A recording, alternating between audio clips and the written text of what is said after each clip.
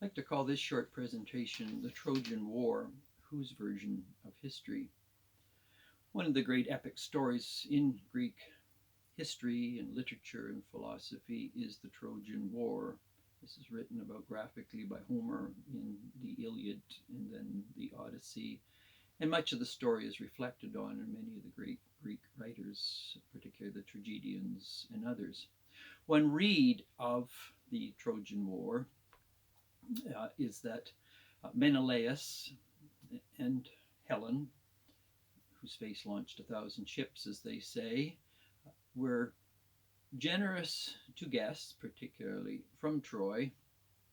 And as a result of this, Paris comes to their residence, to their mansion, as it were, and he's treated royally, he's treated kindly in many ways. But Helen, one of the fairest and most beautiful women in the world at the time, in fact, a child of Zeus and Leda, uh, many men were drawn to her magnificent beauty, and very few could resist her. Her marriage was not the best with Menelaus, and so there was also a certain dissatisfaction, a certain restlessness in the marriage with Menelaus. And so Paris comes, and Paris was very attractive. He was young. He had chosen of his three possible decisions of his future. He chose, as it were, the position of relationship in terms of a sensual, sexual relationship, rather than being a great ruler, rather than being a wise person. It was almost a form of lustful love that dominated the young Paris, and so he becomes very attractive. And if you have a restless wife, as in Helen, this was a perfect setup, a perfect storm in the making. And so Paris is with the estate. She's at the estate of Menelaus and Helen, and it doesn't take long before she is very attracted to Paris, and Paris is very attracted to Helen. Um, Paris and Helen then steal away. They head back to Troy, and of course, Menelaus feels totally betrayed by what has gone on. Both hospitality has been betrayed, his wife has betrayed him, and so he calls forth the leader of the many city-states, his brother, in fact, Agamemnon, whose wife, Clytemnestra, was the sister of Helen, and to war they would go. And so one of the ways of looking at it, of course, is that not only has hospitality been violated, but in fact, Helen and Paris are responsible for the war, which is going to lead to the deaths of thousands and thousands of Trojans and Greeks, break up families for many years, and the sheer horror ensues from something like this. So Helen is often seen as the problem. The 10 Years' War over, what happens? The Greeks who were alive managed to come home.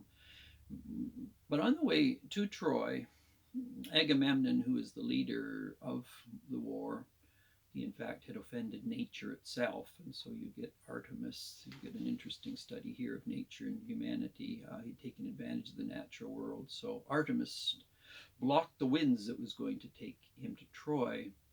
And Artemis said to Agamemnon, the only way the ships are going to go to Troy is if you sacrifice your daughter, Iphigenia.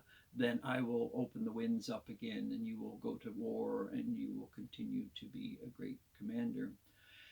And so Agamemnon sends to home, and he says, could you send for Iphigenia?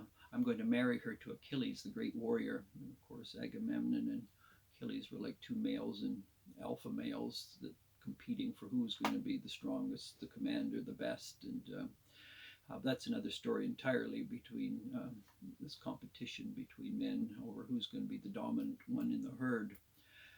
The story goes that Iphigenia comes. She comes up the aisle to be wed to Achilles, who is not there, and then her father Agamemnon stabs her to death.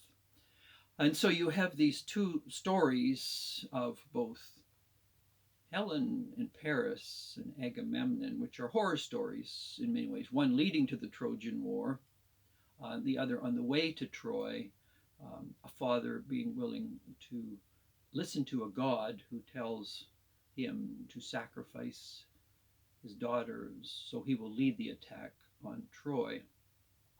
So if you take these myths in terms of Greek thought, obviously Agamemnon and Helen are seen as figures not to be admired in any way, held up for admiration, but as people who made highly problematic choices, Helen with Paris, Agamemnon obeying the god Artemis and sacrificing his daughter.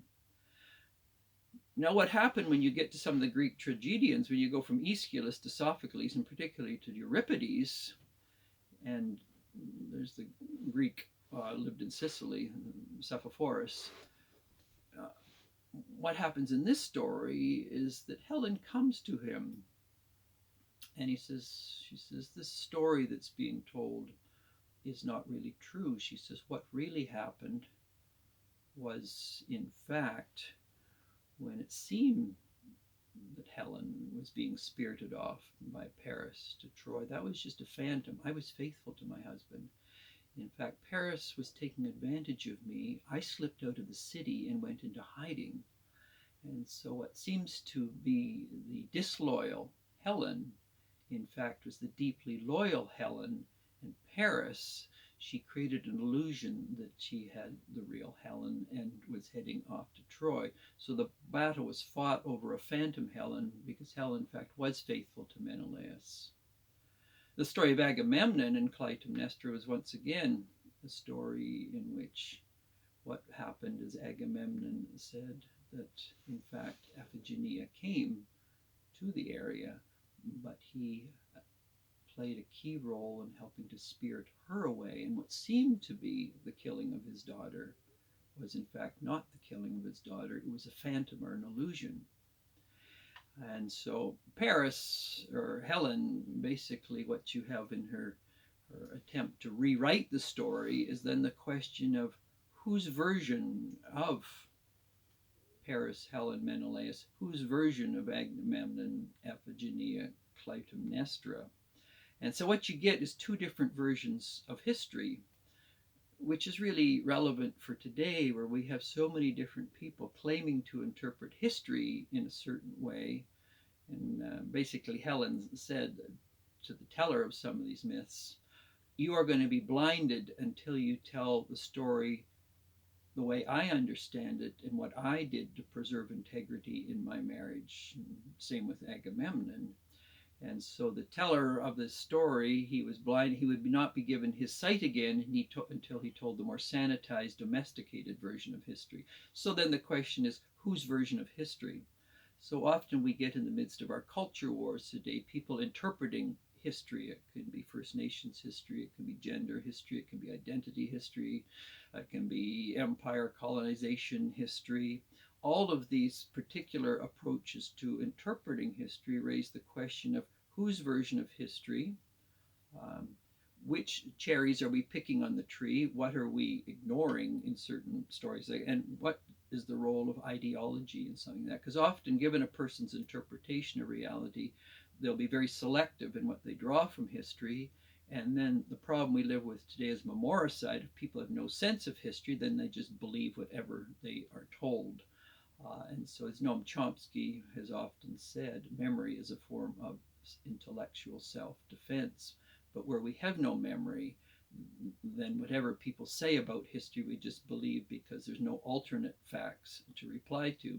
But by being grounded in history, in fact, we can look at a more complex read of things. And so the whole issue of the Trojan War raises for us the question, as the Greeks understood it, depending on where you dip into this, you're going to get totally different reads of Paris, Helen, Menelaus, Agamemnon, Clytemnestra, and Iphigenia.